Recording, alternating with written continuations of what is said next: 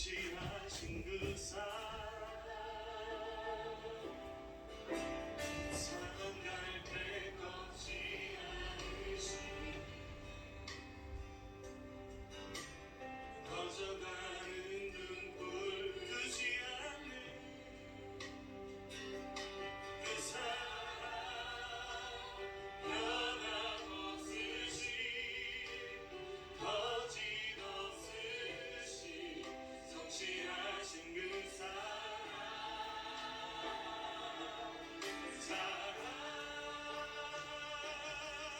그 사랑 날 위해 죽으신 날 위해 다시 사신 예수 그리스도 다시 오신 그 사랑 죽음도 생명도 천사도 하늘의 어떤 것에도 끊을 수 없는 영원한 그 사랑 예수.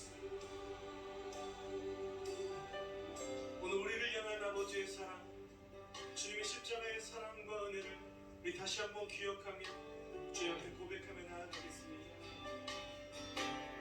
아버지 사랑 내가 노래해 아버지 은혜 내가 노래해 그 사랑 변함없으시 거짓없으시 성실하신 그 사랑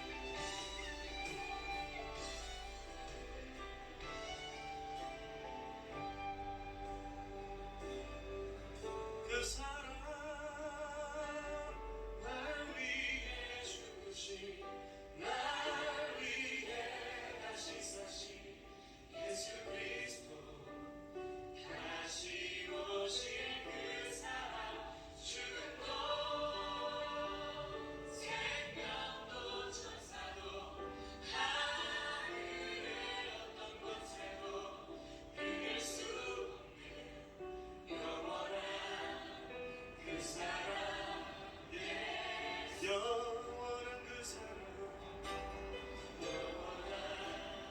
그 사랑 영원한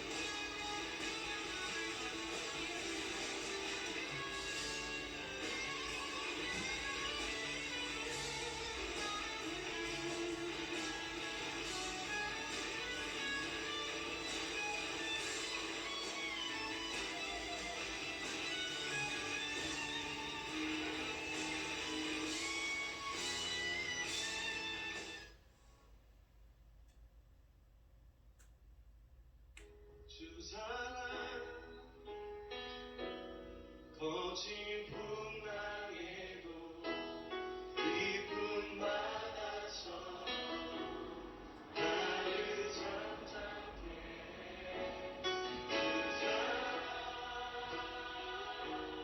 내 영혼의 반석 그 사랑 위에 주 사랑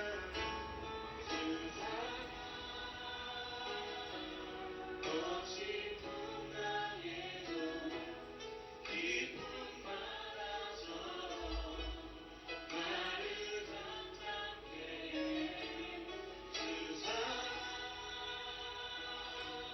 내 영혼의 반석 그 사랑 위에 내가 주인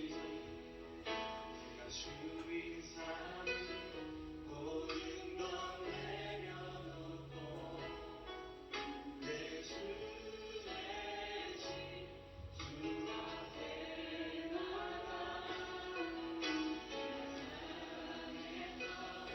모든 것 내려놓고 주님만 사랑해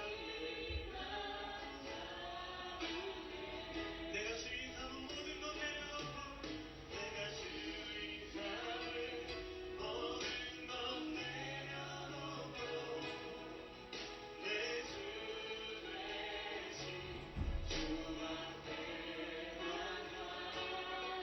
내가 사랑해서 모든 것 내려놓고 주님만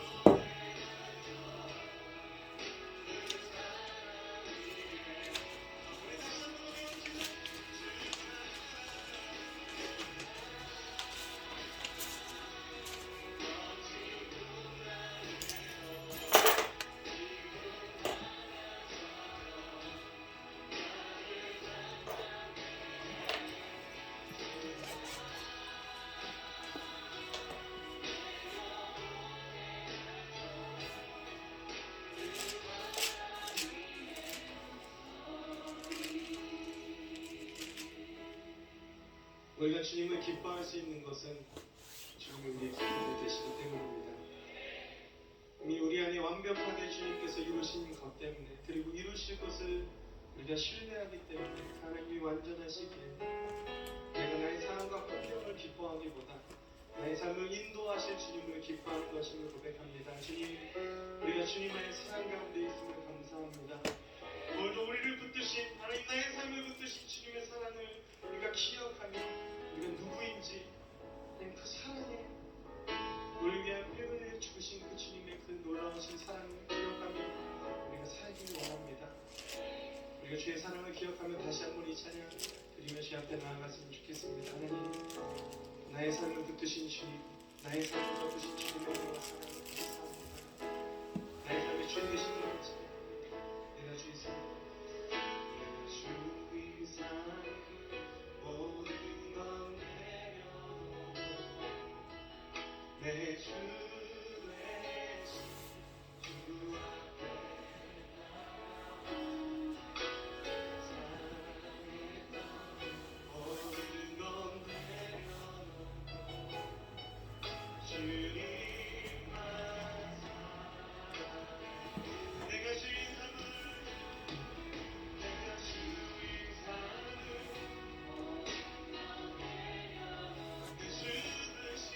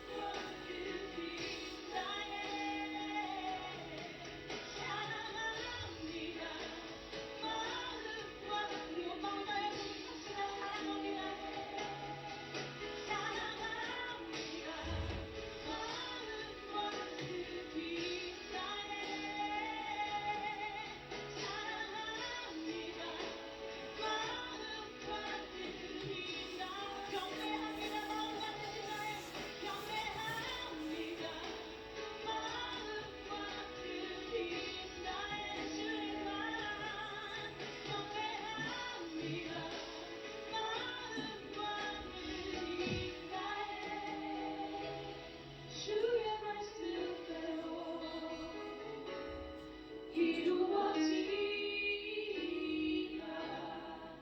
나의 모든 것 주의 말씀대로 주의 말씀대로 이루어지리라. 나의 모든 것 주님께. 우리 가운데 주님께서 이루어가신 하나님 앞에 큰 박수와 큰 함성을 드립시다. 할렐루야.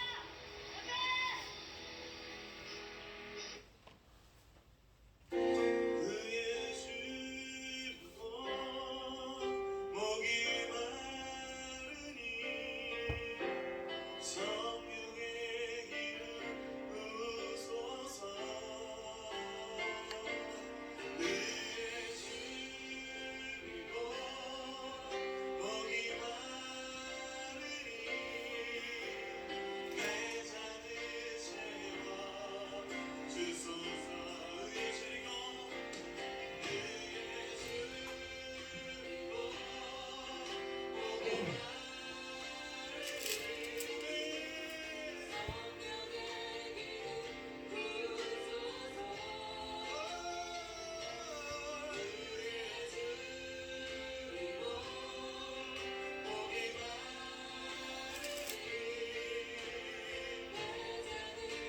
다시 한번 외쳐주지.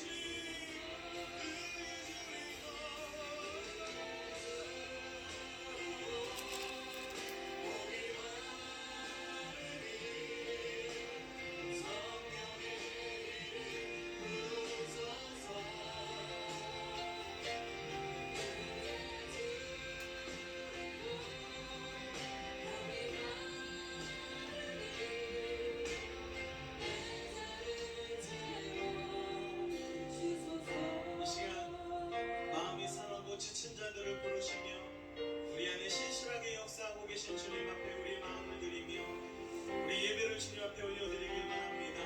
우리 마음을 올려드립시다. 마음이 이상한 자를 고치시는 주님 하늘의 아버지 날 주관하소서. 주의 길로 인도하사 자유케 하소서. 새 일을 행하사 붙게 하소서. 그의 주리고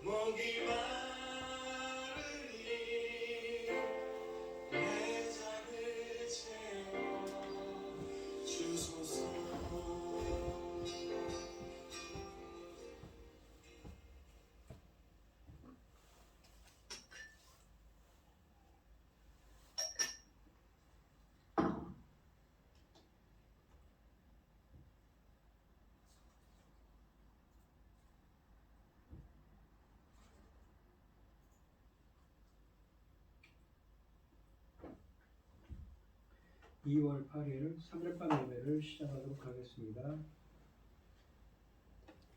사도신경 하식으로 신앙 고백하시겠습니다. 전능하사 천지를 만드신 하나님 아버지를 내가 믿사오며 그 외아들 우리 주 예수 그리스도를 믿사오니 이는 성령으로 잉태하사 동정녀 마리아에게 나시고 본디오 빌라도에게 고난을 받으사 십자가에 못 박혀 죽으시고 장사한 지 사흘 만에 죽은 자 가운데서 다시 살아나시며 하늘에 오르사 전능하신 하나님 우편에 앉아 계시다가 저리로서 산자와 죽은 자를 심판하러 오시리라. 성령을 믿사오며 거룩한 공예와 성도가 서로 교통하는 것과 죄를 사하여 주시는 것과 몸이 다시 사는 것과 영원히 사는 것을 믿사옵나이다. 아멘. 찬송가 295장입니다.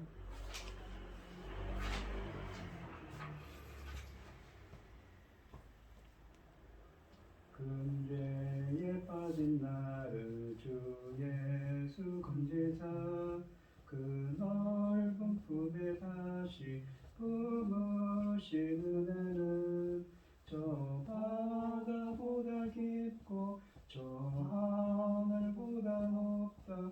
그 사랑 영원토록 나 찬송하리라.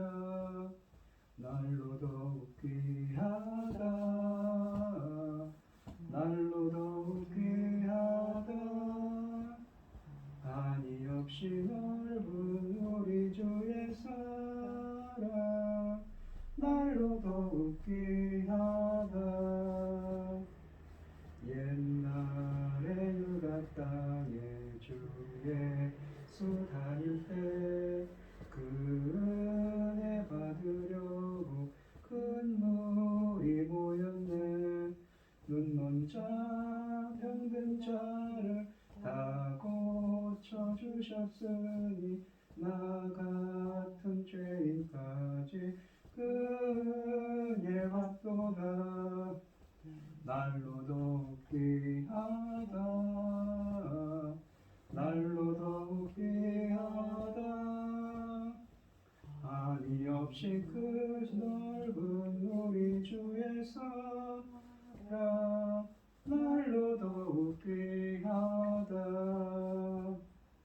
주 크신 사랑으로만 백성 위하여 그 십자가의 고난 다 받으셨으니 그 속죄 받은 성도 큰 소리 함께 높여 온 천지 울리도록 주 찬송하리라. 날로 더욱 귀하다. 날로 더욱 귀하다. 한이 없이 넓은 우리 주의 사랑 날로 더욱 귀하다. 아멘. 오늘 함께 하실 하나님의 말씀은 이사야서 17장 1절로 14절 말씀입니다. 이사야서 17장 1절로 14절입니다. 교독을 하겠습니다. 제가 먼저 읽겠습니다. 다메섹에 관한 경고라. 보라, 다메섹이 장차 성읍을 이루지 못하고 무너진 무더기가 될 것이라. 아로에르 성읍들이 버림을 당하리니 양무리를 치는 곳이 되어 양육되 놀라게 할 자가 없을 것이며 에브라임의 요새와 다메섹 나라와 아람의 남은 자가 멸절하여 이스라엘 자손의 영광같이 되리라. 왕군의 여호와의 말씀이니라. 그날에 야곱의 영광이 쇠하고 그 살찔 몸이 탈이하리니 마치 추수하는 자가 곡식을 거두어 가지고 그의 손으로 이삭을 벤 것 같고 르바임 골짜기에서 이삭을 죽은 것 같으리라. 그러나 그 안에 주운 것이 남으리니 감람나무를 흔들 때에 가장 높은 가지 꼭대기에 과일 두세 개가 나무 같겠고 무성은 나무 가장 먼 가지에 4-5개의 나무 같으리라. 이스라엘 하나님 여호와의 말씀이니라. 그 나라의 사람이 자기를 지으신 이를 바라보겠으며 그의 눈이 이스라엘의 거룩하신 이를 뵙겠고 자기 손으로 만든 제단을 바라보지 아니하며 그 손가락으로 지은 아세라나 태양산을 보지 아니할 것이며 그날에 그 견고한 성읍들이 옛적의 이스라엘 자손 앞에서 버림받은 숲풀 속의 처소와 작은 산 꼭대기의 처소 같아서 황폐하리니 이는 네가 네 구원을 하나님을 잊어버리며 네 능력의 반석을 마음에 두지 아니한 까닭이라. 그러므로 네가 기뻐하는 나무를 심으면 이방 나무까지도 의종하는도다. 내가 씻는 날에 울타리를 두르고 아침에 내 시각 잘 발육하도록 하였으나 근심과 심한 슬픔의 날에 농작물이 없어지리라. 슬프다. 많은 민족이 소동하였으되 바다 파도치는 소리같이 그들이 소동하였고 열방이 충동하였으되 큰 물이 몰려온 같이 그들도 충동하였도다. 열방이 충돌하기를 많은 물이 몰려온과 같이 하나 주께서 그들을 꾸짖으시리니 그들이 멀리 도망하니 산에서 겨가 바람 앞에 흩어짐 같겠고 폭풍 앞에 떠도는 티끌 같을 것이라. 보다 저녁에 두려움을 당하고 아침이 오기 전에 그들이 없어졌나니 이는 우리를 노력한 자들의 몫이요 우리를 강탈한 자들의 보응이니라. 아멘. 기도하겠습니다. 온 땅이여 하나님께 즐거운 소리를 내지어다. 그의 이름을 찬양하고 영화롭게 찬송할지어다. 하나님께 아뢰기를 주의 일이 어찌 그리 어미하신지요. 주의 큰 권능으로 말미암아 주의 원수가 주께 복종할 것이며 온 땅이 주께 경배하고 주를 노래하며 주의 이름을 노래하나이다. 할지어다 셀라.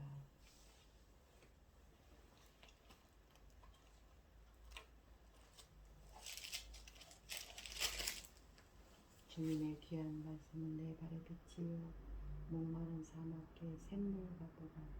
굶주린 나의 영혼을 만나로 먹이고 내 길 밝게 비추니 그 말씀 귀하다.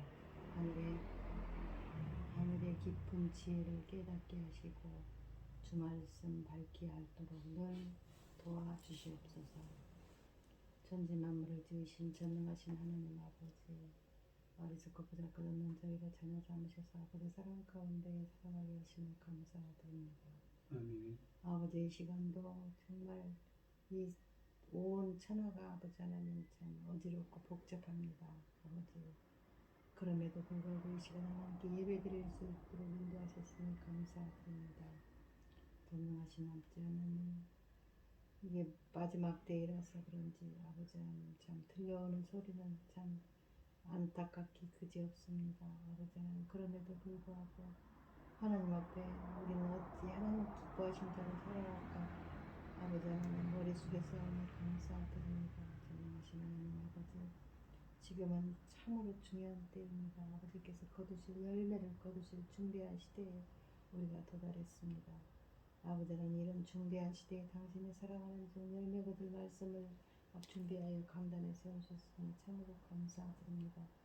아버지 하나님 그 귀한 말씀으로 인하여 아버지께서 원하시고 기뻐하신 자들이 넉넉히 열매로 나와야 할진데 아버지 하나님 아직은 너무 많이 가리워져 있어서 아버지 하나님 지금 준비 중이오니 아버지 하나님이 그 기뻐하신 자들이 정말 힘이 빛이 발할 수 있도록 하나님 보시기 좋았더라. 하나님 보시기 힘이 좋았더라. 빛을 넉넉히 발할 수 있도록 아버지 도와주시옵소서. 전능하신 하나님 아버지 기뻐하신 일을 위해 우리는 아무 계획이 없습니다. 아버지 계획이 자꾸 넘치기 때문에 아버지 하나님 그 귀하고 놀라운 역사들을 아버지 하나님 우리가 한 발 한 발 걸어갈 때에 하나님 귀한 역사들이 넉넉히 나오기를 소원하옵고 억만 죄악 가운데서 우리를 구원해 주신 예수 그리스도 이름으로 기도드리옵나이다. 아멘. 오늘 본문 말씀의 제목은 아람의 멸망과 이스라엘의 소망입니다. 이 이사야 선지자에서 보면 이방 민족들의 이 심판에 대한 이야기를 하고 있는데 그동안에 이제 바벨론, 아수르, 블레셋, 모압의 심판에 대한 말씀들을 했는데 그것에 이어서 본문은 다메섹 그러니까 아람의 수도를 심판하시고 에브라임, 북이스라엘을 상징하죠. 에브라임을 쇠망하게 하신다고 하십니다. 에브라임은 하나님을 버리고 열방을 신뢰했기에 옛 영광을 잃을 것입니다. 그러나 북이스라엘과 열국이 심판을 받은 후에 북이스라엘에서 남은 자가 시온에서 거룩한 하나님을 바라보게 될 것이라고 하십니다. 1절부터 3절을 보시면 다메섹에 관한 경고라. 다메섹은 다마스쿠스라고 오늘날 다마스쿠스라고 하죠. 이 아람의 수도입니다. 보라, 다메섹이 장차 성읍을 이루지 못하고 무너진 무더기가 될 것이라. 아로엘의 성읍들이 버림을 당하리니 양무리를 치는 곳이 되어 양이 높되 놀라게 할 자가 없을 것이며 에브라임의 요새와 다메섹 나라와 아람의 남은 자가 멸절하여 이스라엘 자손의 영광같이 되리라. 만군의 여호와의 말씀이니라 라고 되어 있습니다. 이 1절에 보시면 이 다메섹, 그러니까 다마스쿠스는 아람의 수도입니다. 따라서 이 경고는 바로 아람에 대한 것입니다. 다메섹은 정체가 무너져서 성읍 모양을 이루지 못하고 흙무더기가 되리라고 1절에 말씀하고 있지요. 성읍이 무너져가지고 흙무더기가 돼서 성읍 모양을 이루지를 못한 것입니다. 즉 이 도시가 더 이상 도시로 존재하지 못할 정도로 파괴당할 것을 말씀하고 있습니다. 여기에서 다메섹에 멸망한다는 것은 단지 한 성읍이 심판을 받는 것을 의미하는 것이 아닙니다. 아람 나라 전체가 멸망당할 것을 의미하는 것입니다. 세상 권세가 영원히 존재하지 않는 것 같이 아람의 권세도 드디어 막을 내리게 된 것입니다. 2절에 보시면 이 아로엘은 이 아람의 동맹관계를 맺었던 도시의 한 이름이었습니다. 아로엘의 성읍들이 버림을 당하리니 라는 표현을 선지자는 양무리를 치는 것이 되어 양이 눕되 놀라게 할 자가 없을 것이며 라고 은유적으로 표현하고 있습니다. 그러니까 아로엘의 성읍들이 버림을 당하는 것이 버림을 당하는 것을 양무리를 치는 것이 되어 양이 눕되 놀라게 할 자가 없을 것이다 라는 것을 은유적으로 표현하는 것이죠. 다시 말하면 성읍에 사람들이 살아야 정상인데 그 성읍이 황폐하게 되었으므로 양떼가 거하게 됩니다. 더구나 이 성읍은 이 하나님께 버림을 당하고 전쟁에 가하여 폐하가 되었기 때문에 방목되는 양들이 사람들로 인하여 놀라는 일이 없게 될 것을 말하고 있는 것입니다. 즉 이들을 몰아낼 사람이 하나도 없습니다. 사람들이 귀하게 될 것이라는 뜻입니다. 그러므로 철저한 파괴와 살육이 있을 것을 의미하고 있습니다. 이 3절에 보시면 에브라임은 자신을 방어할 만한 능력이 없으며 다마스쿠스 또한 이 자치권을 잃는다고 하십니다. 더 이상 다른 나라에게 영향력을 미치지 못하는 모습입니다. 이스라엘 자손의 영광같이 되리라는 말씀은 역설적인 표현으로 하나님의 영광과 은혜를 잃어버린 북왕국 이스라엘의 종말을 암시하는 조롱이 섞인 표현입니다. 그러니까 이 아람의 수도인 다마스쿠스, 그러니까 아람이 마치 북이스라엘처럼 멸망할 것이라는 것이죠. 이 이스라엘의 영광이 사라지듯이 아람의 남은 백성도 수치를 당할 것이라는 것입니다. 여기에서 에브라임이 다메섹과 같이 언급된 이유는 그들이 연합전선을 형성하여 유다를 치려고 했기 때문입니다. 이사야서 7장 1절과 2절에 있지요. 그래서 그들 모두에 대한 심판이 예언된 것입니다. 미루어 생각할 때 17장의 배경이 르신과 베가의 침략 때에 기록되었다는 것은 분명해집니다. 이 예언은 주전 733년이죠. 그러니까 주전 722년에 북이스라엘이 멸망하는데 그것보다 한 10여 년 전이죠. 아스르의 디글렛빌레셀 3세가 다메섹을 초토화시킨 것으로 성취되었습니다. 다메섹이 멸망의 심판을 받는 이유는 북이스라엘과 함께 하나님의 성전이 있는 예루살렘과 남유다 왕국을 공격했기 때문입니다. 이 아람은 이 남왕국 유다의 아하스 왕 때에 북왕국 이스라엘의 베가와 연합하여 이 유다를 공격했는데 이사야는 유다의 경건한 자들로 하여금 낙심치 않고 계속해서 여호와를 바라보도록 하기 위해 이러한 예언을 하고 있는 것입니다. 에브라임이 의지하던 다메섹을 심판하신다고 하십니다. 에브라임은 하나님 대신 반아스로 동맹을 신뢰했습니다. 더 나아가 아람과 연합하여 형제 유다를 침략했습니다. 그러니까 전에도 설명했지만 아람과 북이스라엘이 연합해서 남유다를 공격하려고 하지요. 그러니까 남유다 아하스 왕이 하나님을 의지하는 게 아니라 이사야 선지자가 하나님을 의지하라고 했는데 누구를 의지합니까? 아스를 의지하는 거죠. 이에 하나님은 다메섹을 심판하심으로 에브라임의 기대를 꺾으신다고 하십니다. 우리 역시 신실하신 하나님이 계신데도 썩은 동아줄 같은 세상의 돈이나 권력과 그러한 권세에 매달려서는 안 되겠습니다. 그래서 이 전쟁에서 이 무엇입니까? 이 아람이 패하고는 그 후에 10여 년 후에는 북이스라엘까지 멸망을 당한 것이죠. 그래서 4절부터는 또 북이스라엘에 관한 이야기가 계속됩니다. 그날의 4절부터 6절까지 보시면 그날에 야곱의 엉덩이 쇠하고 그의 살찐 몸이 파리하리니 마치 추수하는 자가 곡식을 거두어 가지고 그의 손으로 이삭을 벤 것 같고 이 르바임 골짜기에서 이삭을 주운 것 같으리라. 그러나 그 안에 주울 것이 나무리니 감람나무를 흔들 때 가장 높은 가지 꼭대기에 과일 2-3개가 남은 것 같겠고 무성한 나무의 가장 먼 가지에 4-5개가 남은 것 같으리니 이스라엘의 하나님 여호와의 말씀이니라. 아멘. 라고 되어 있습니다. 이 그날이라는 건 심판의 날이지요. 하나님이 임하셔서 심판하는 날. 이 선지자는 이 3절에서 아람의 영화가 야곱의 영화와 같이 될 것이다. 그렇게 쇠퇴할 거라고 했습니다. 17절, 이 3절의 후반절에서 다메섹과 북이스라엘이 멸절하여 이스라엘 자손의 영광같이 되리라는 진술은 언뜻 이해하기 힘들지만 이 진술은 4절에서 야곱의 영광이 쇠한다는 말에서 어느 정도 해답의 실마리를 우리는 발견할 수가 있습니다.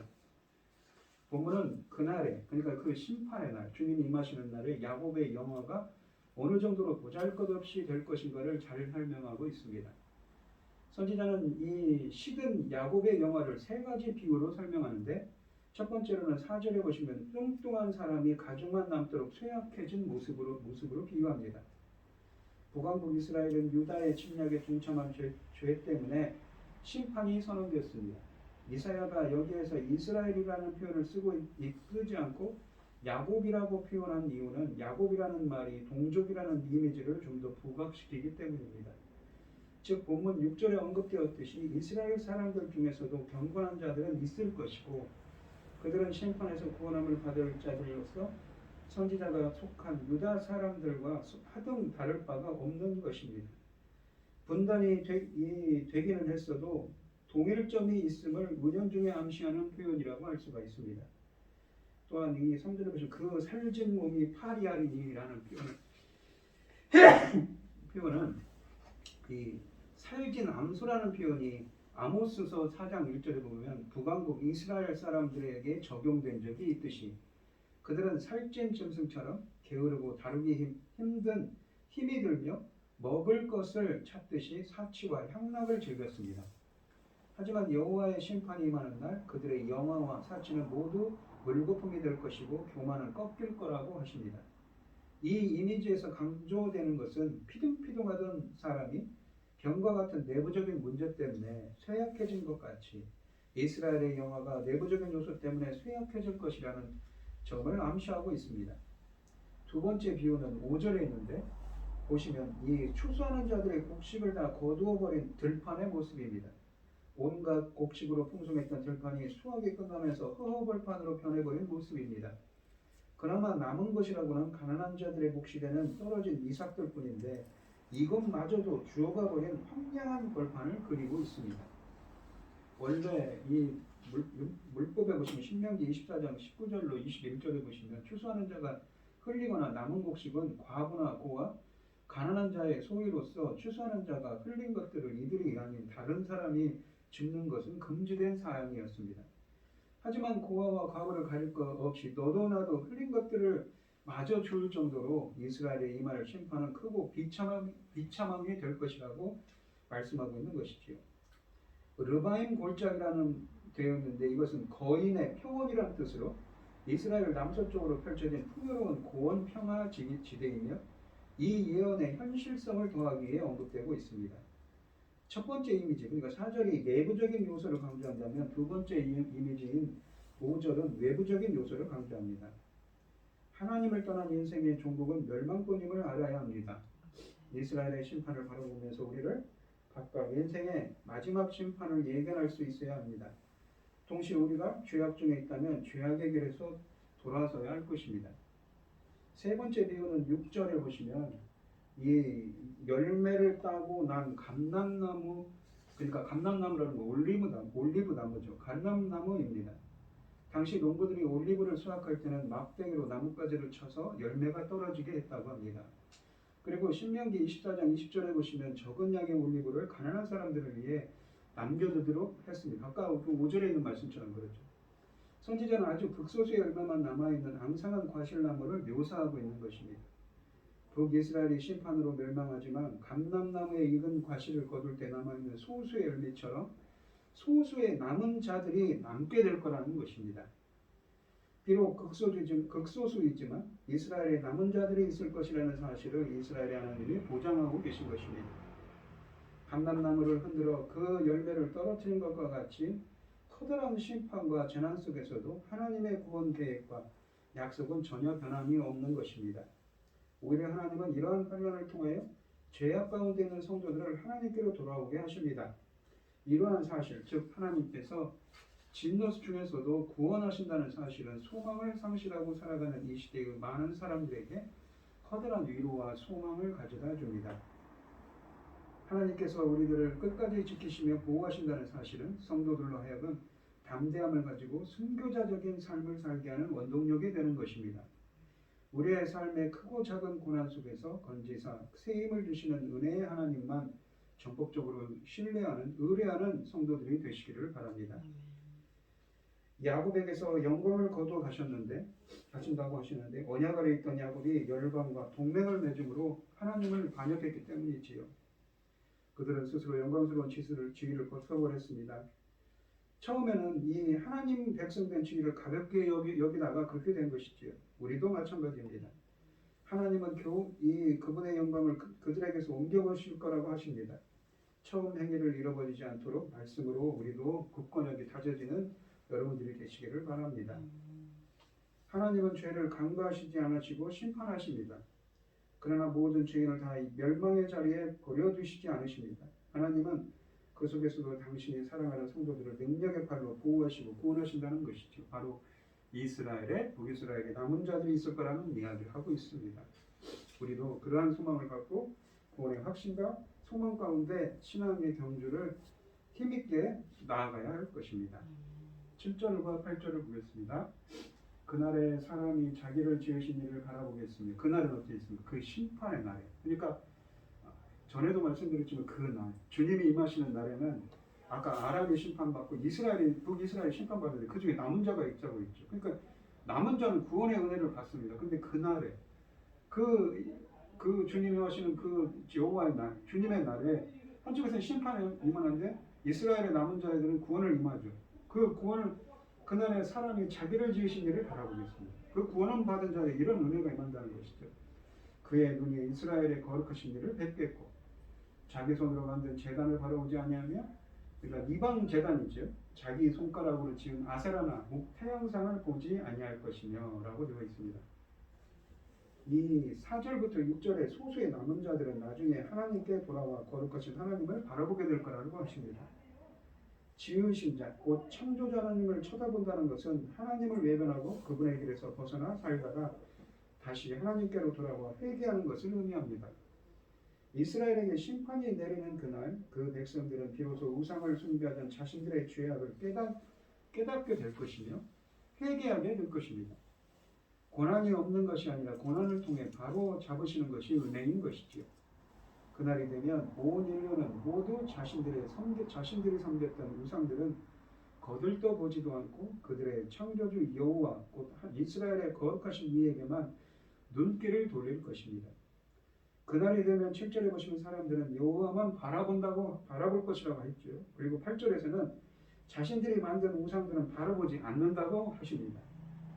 이 보다, 그러니까 7절에서 보다라고 번역한 히브리어 동사 라라는 말은 마치 맹인이 눈을 떠서 하나님을 보게 될 것이라는 뜻을 가집니다.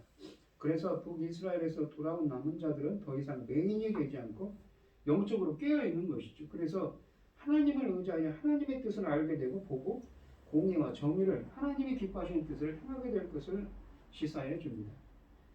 자기를 지으신 이라는 표현이 있고 자기를 이 7절에 그날에 사람이 자기를 지으신 이라고 사람과 자기를 지으신 이라는 이 단어는 선지자가 이 회복 예언을 이스라엘이나 아람에 제한하지 않고 범우주적으로 적용하고 있음을 알게 합니다.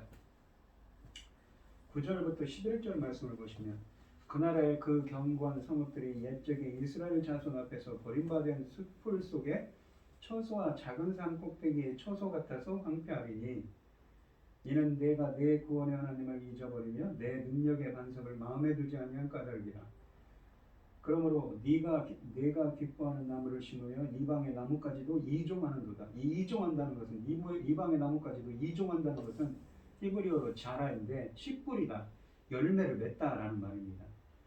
네가 심는 날에 이 울타리를 두르고 아침에 내 씨가 잘 바룩하도록 하였으나 근심과 심한 슬픔의 날에 농작물이 없어지리라 라고 하십니다. 이 야곱의 이 9절부터 11절은 이렇게 어떻습니까? 북이스라엘이 심판받은 이유에 대한 이야기를 하고 있죠. 심판의 예언은 그날에 이루어진다고 하십니다. 9절 첫말에도 그날에 심판이 이루어지죠. 9절에 보시면 버림받은 숲풀 속의 처소와 산 꼭대기의 처소라는 표현이 있는데 이것은 이스라엘이 가나안에 입성하여 옛적이라는 표현은 언제입니까? 바로 출애굽하고 이 가나안에 정착할 때 가나안에 입성하여 황폐하게 만들어 방치한 이방신들의 산당과 신전들을 의미합니다. 그날에 오면 이스라엘은 심판을 받아 버려진 신전들과 산당들처럼 될 것입니다. 하나의 아이러니가 형성되고 있습니다. 과거에는 이방신들의 산당과 신전이 이스라엘의 눈앞에서 파괴되고 버려졌지만 앞으로 이스라엘이 그렇게 될 것이라고 하시는 것입니다. 10절에 보시면 그들은 그들의 구원자가 되시고 피할 피난처가 되시는 반석이신 하나님을 잊어버렸기 때문이라고 합니다. 왜 이렇게 이스라엘이 멸망했냐? 그 구원의 하나님을 잊어버리면 내 능력의 반석을 마음에 두지 않는 까닭이라고 하죠. 여기 보시면 능력의 반석이라고 하는데 사실은 능력의라는 말이 피난처, 히브리어 원문으로는 피난처라는 뜻이고 요새라는 뜻입니다. 피난처가 되시는 반석이 되신다는 것이죠. 마음에 두지 않았다 할 때 마음에 둔다라는 말은 자카르라고 해서 히브리어로 상당히 많이 구약에서 우리가 출애굽기에서 많이 나온 표현입니다. 이 구약에서 자카르 그러니까 기억한다는 표현은 기억하다 또 기억하지 않다는 표현은 어떤 의미입니까? 우리의 사고력을 훨씬 초월한 의미를 가집니다. 그냥 단순히 기억하는 게 아니죠. 이 표현은 근본적으로 행동과 연결되어 있습니다. 행하시는 것이죠. 주님이 무엇인가를 기억했다는 건 무엇입니까? 바로 그 말씀대로 그것을 기억하시고 그 말씀대로 행하신다는 의미입니다. 그러니까 우리 사람도 이스라엘이 그것을 하나님을 잊어버렸다는 것이 무엇입니까? 행동으로 하나님을 잊도록 하나님께 반역하는 행동을 했다는 것이죠. 만약에 그들의 행동이 하나님의 말씀과 관계없이 진행된다면 그들은 여호와를 기억하고 있다, 자카르라고 말할 수가 없는 것입니다. 그러면 반대 개념이 있다라는 말도 기억하지 않다는 의미도 무엇입니까? 이런 면모를 부정적으로 나타내는 것입니다. 피할 피난처가 되시는 반석은 단순히 힘을 나타내는 표현이 아니라 구원을 의미합니다. 출애굽기 17장에서 언급된 생수를 내는 반석을 연상시키고 있습니다. 이스라엘이 비록 다른 신들을 섬기면서도 여호와 이름을 계속 불렀을지는 모르지만 그들은 결코 하나님을 기억하지 못했던 것입니다. 이방의 나뭇가지도 이종하고 아까도 표현한 이방의 나뭇가지도 이종한다는 표현인데 이종하고는 자라나고 씨를 뿌리다 열매를 맺다는 표현이라고 했습니다. 이스라엘이 이방인들의 연합한 후에 이방인들의 생활 풍속을 받아들인 것을 가리킵니다. 그러니까 하나님의 그 약속하신 말씀들을 잊어버렸어요. 기억하지 않았죠. 그리고는 이방인들의 풍속을 또 쫓고 있습니다. 그래서 멸망했다는 것이죠. 멸망 원인은 구원의 하나님을 망각했기 때문이죠. 기억하지 않았기 때문에 잊어버렸기 때문입니다. 더욱이 북이스라엘은 자신들이 기뻐하는 나무를 심었고 심지어 이방의 나무까지도 이종했기 때문에 이 나무까지를 씨를 뿌리고 열매를 맺었기에 멸망은 당연한 것입니다. 여기서 그들이 심은 나무가 무엇인지는 분명하지 않지만 이사야서의 이 문맥에서 볼 때 이 구절에서 심은 나무의 언급은 공의와 정의의 열매를 맺기 위해 하나님이 심은 나무를 거부하고 자신들이 하나님의 자리에서 나무를 심었다는 것을 비유적으로 표현한 것으로 볼 수 있습니다. 실제로 호세아 선지자는 호세아 8.7절에서 공의와 정의의 열매를 맺어야 할 북이스라엘이 바람을 심어 광풍을 거둘 것이라고 책망했습니다. 결국 북이스라엘은 공의와 정의의 삶에서 멀어졌기 때문에 멸망할 것입니다. 그 공의와 정의의 열매를 맺었는데 어떻습니까? 이방의 나무까지의 열매를 맺는 거죠. 이방의 나무까지는 공의와 정의의 열매를 맺는 하나님의 나무와 차별된 것입니다. 그러므로 북이스라엘이 이방의 나무를 수입했다는 말은 그들이 공의와, 그러니까 이방의 나무까지를 들여왔죠. 그래서 그것을 나무를 심었죠. 씨를 뿌리고 이방의 나무까지를 이 북이스라엘이 이방의 나무까지를 수입했다는 말은 그들이 공의와 정의의 열매에서 멀어졌다는 뜻입니다. 더 나아가 이방 나무에 대한 언급은 그들이 실질적으로 나무 밑에서 우상 숭배를 했다는 암시이기도 합니다. 11절에 보시면 네가 심는 날에 울타리를 두르고 아침에 내 씨가 발육하도록 하였으나 그 어떤 씨입니까? 바로 아까 이방의 나무까지를 이종했다고 하죠. 씨를 뿌렸다고 해서 이방의 나무까지를. 그러니까 비유적으로 이방 신들을 섬기도록 했다는 거죠. 인간이 아무리 놀라운 기술로 자신의 필요를 채우려고 노력해도 결과는 매우 실망적일 것이라는 경고를 담고 있는 표현입니다.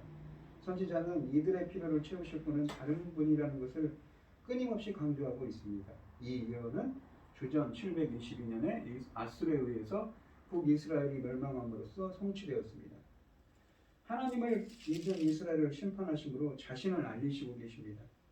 헛된 우상과 이방 나라를 의지하던 백성은 모든 것을 잃고 나서야 하나님만이 그들의 반석이며 구원이심을 깨닫게 될 것입니다. 하나님을 잊은 백성의 삶은 풍요를 바라지만 늘 고통과 슬픔이 따르고 수고한만큼 만족이 따르지 않습니다. 능력의 반석이신 피난처가 되신 반석이신 하나님을 떠나 헛된 우상을 의지할 때 우리 손으로 거둔 모든 것이 무익할 것입니다. 여러분들은 어떻습니까? 그러니까 어떤 사람이 되어야 됩니까? 주님의 그 요구를 기억해야 되죠. 주님의 말씀을, 주님이 하신 일들을 기억해야 됩니다. 아까도 그 하나님을 잊어버리면 이게 9절에 보시면 하나님을 잊어버리며라고 그랬죠. 그러니까 기억하지 않은 것입니다. 그 기억하지 않은 것이 아니라 주님을 기억해야 되죠. 그들을 기억하지 않았기 때문에 잊어버렸기 때문에 멸망을 하는 것입니다. 12절부터 14절 말씀을 보시면 슬프다 많은 민족이 소동하였을 때 소동했다는 것은 소유를 뜻합니다. 소동이 일어났다는 것 아니죠. 소유가 일어났다는 거죠. 난리가 난 겁니다. 사람들의 바다 파도가 치는 소리 같이 그들이 소동하였고 여기 소동하였고는 큰 소리로 외칩니다. 막 고함을 지르는 거죠. 열방이 충돌하였으되 큰 물이 몰려온 같이 그들도 충돌하였도다. 열방이 충돌하기를 많은 물이 몰려온과 같지 않아 주께서 그들을 꾸짖으시리니 그들이 멀리 도망하니 산에서 겨가 바람 앞에 흩어진 것 같겠고 바람 앞에 겨가 흩어진 것 같다고 합니다. 얼마나 헛된 것이고 그 무익한 것이죠. 아무 쓸모도 없는 것이라는 의미입니다. 하나님의 그 바람 앞에서는 아무것도 살아남을 수 없다는 표현이죠. 폭풍 앞에 떠도는 티끌 같을 것이라.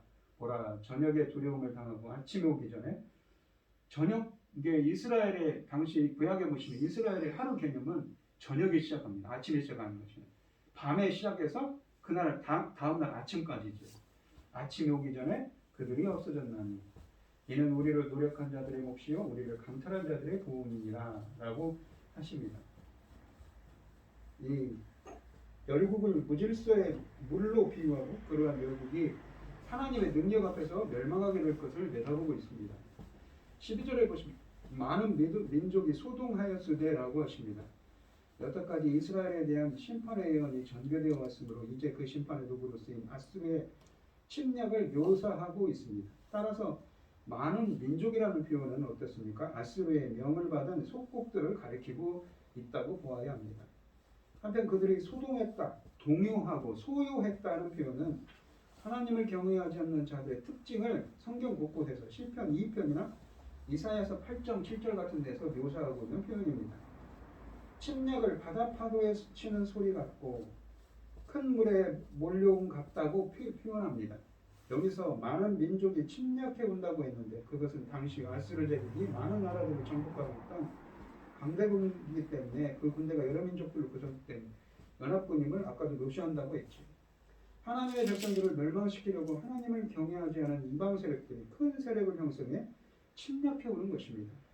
진실한 사람들은 언제나 소수이듯 하나님의 백성들은 어디에서나 힘없는 소수로 존재합니다. 항상 연약한 상태로 존재합니다. 그러나 이것은 어디까지나 외형적으로 볼 때의 이야기이지요. 그리고 영적인 전투는 외적인 숫자에 의해서 승리를 회복하는 획득하는 것이 아닙니다. 하나님의 구원은 인간적인 수단과 방법으로 이루어지지 않습니다. 하나님의 능력에 의하여 그리고 그분의 간섭에 의하여 승패가 좌우되는 것이지요. 12절 하반절에서 13절 상반절을 보시면 이 열방이 충돌하였을 때 큰 물이 몰려옴 같이 그들도 충돌하였도다. 열방이 충돌하기를 많은 물이 몰려옴과 같이 하나라고 되어 있습니다. 이 멸망이 성난 파도같이 요동합니다. 마치 이 열방이 성난 파도같이 요동하는 표현이죠. 마치 모든 것을 삼킬 것 같은 기세로 달려듭니다.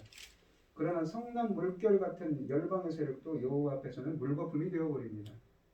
하나님이 그들을 꾸짖으실 때 그들은 겨가 바람 앞에 흩어질 것 같고 폭풍 앞에 떠도는 티끌같이 된다고 이 13절 하반절에 말씀하시는데, 겨와 티끌은 둘 다 생명력이 없을 뿐만 아니라 외부의 힘에 의해서 절대적으로 움직임이 결정되는 것입니다.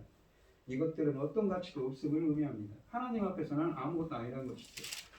이사야는 열방의 군대가 막강하지만 하나님이 그들을 꾸짖으심으로써 그들은 멀리 도망하게 될 것인데, 그 모습은 마치 산에서 겨가 바람에 흩어진 것 같고 폭풍 앞에서 떠도는 티끌처럼 될 거라고 하십니다. 이러한 말씀으로부터 우리는 인간이 가지고 있는 무기가 초현대식이고 아무리 철저한 전략에 의해서 전투를 한다고 해도 하나님이 그것을 인정치 않으시면 아무 쓸데가 없음을 깨닫게 됩니다. 여기에 이어는 역사적으로 유다와 히스기야 왕 때 아수르의 왕 사네립이 예루살렘을 침공했으나 히스기야의 기도로 인해 하나님이 그들을 물리치심으로 실제로 이루어졌습니다. 따라서 우리는 인간의 물결이 노도와 같이 일어난다 해서 그것을 두려워해서는 안 됩니다.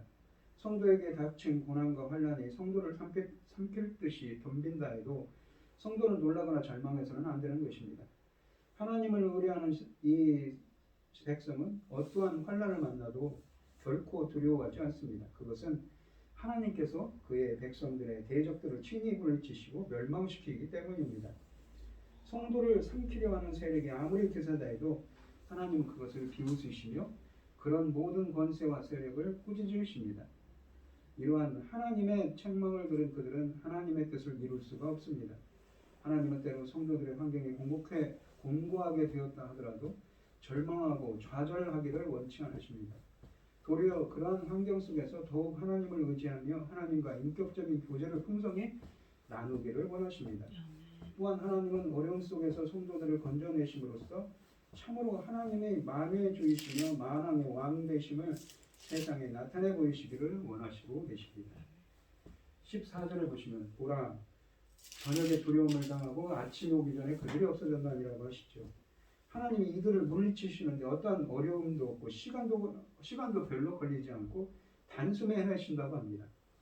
밤이 시작될 때, 그러니까 하루가 시작되는 것입니다. 그들은 공포에 존재했지만 아침 오기 전에 그들이 없어져 버려 이제 더 이상 위험 요소가 되지 않는다는 표현입니다. 이것은 하나님의 백성을 침략한 자들이 갖게 될 몫이고 보응이라고 또한 하십니다. 우리를 노력한 자들의 몫이 우리를 강탈한 자들의 보응이다. 그들이 받을 이 죄값이라는 것이죠. 또한 없어졌다는 말은 여기 보시면 두려움을 당하고 아침 오기 전에 그들이 없어졌나니라고 하죠. 없어졌다는 말은 모두가 죽임을 당했다는 말입니다. 이 말씀 속에서 우리는 성도를 침략하고 강탈한 자는 반드시 그에 대한 심판이 임할 것을 그들의 심판을 면할 수 없음을 알 수 있습니다. 이러한 심판이 노력한 자인 아수르에게 이루어질 것을 우리를 노력한 자의 몫이라는 표현에서 우리는 알 수가 있는 것이죠.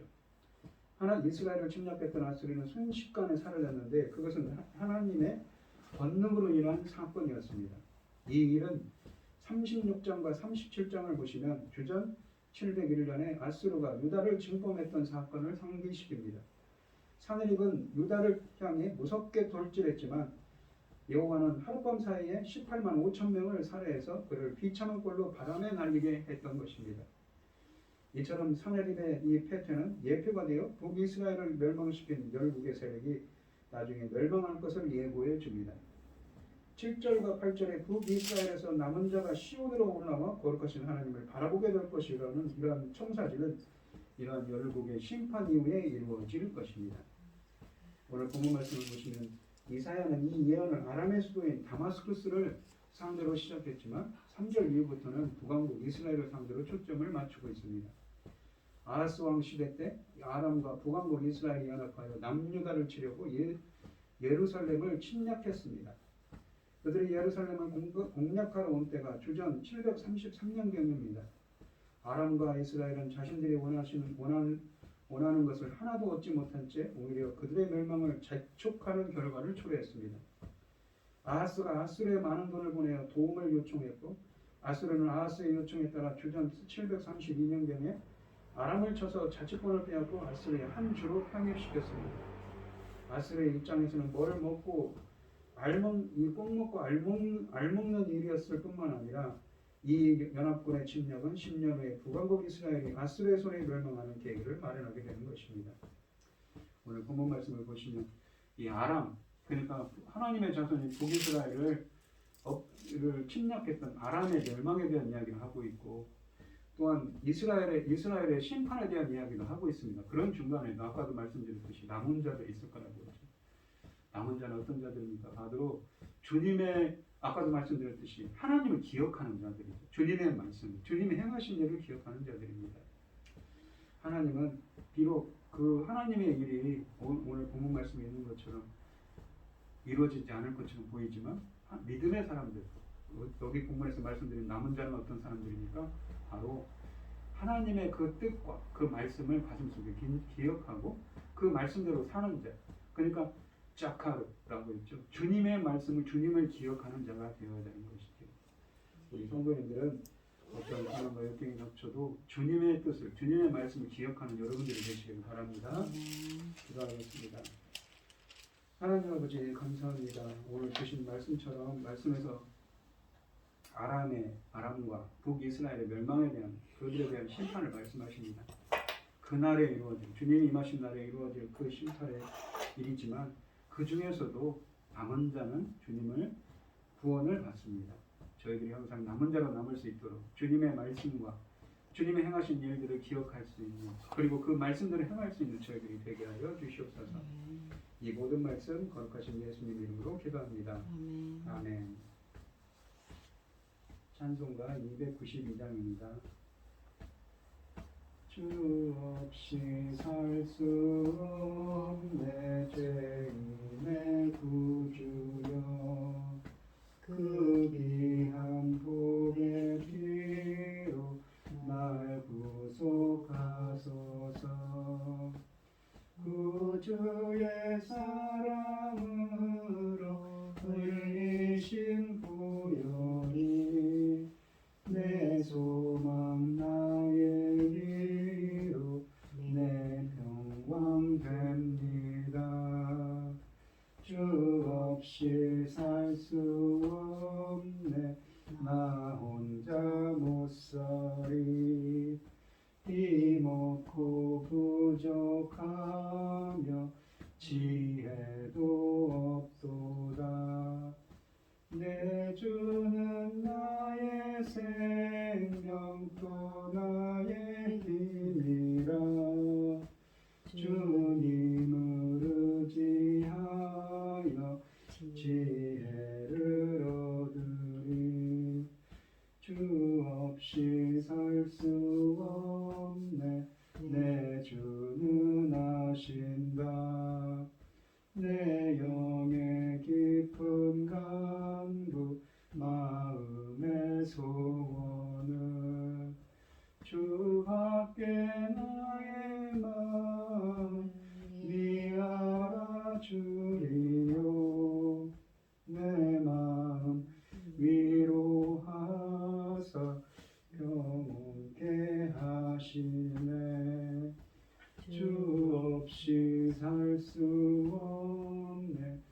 세월이 흐르고 이 깊은 고독 속에 내 생명 끝나도 사나운 풍랑일 때 날 지켜주시니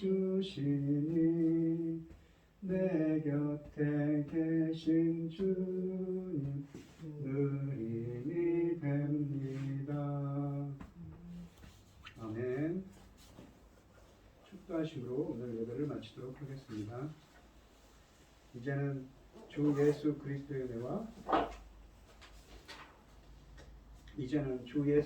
은혜와 아버지 하나님의 극진하신 사랑과 성령의 교통하심이 여호와께서 행하신 일들을 기억하기를 소원하는 성도들 머리머리 위에 이제로부터 영원히 함께 있을지어다. 아멘.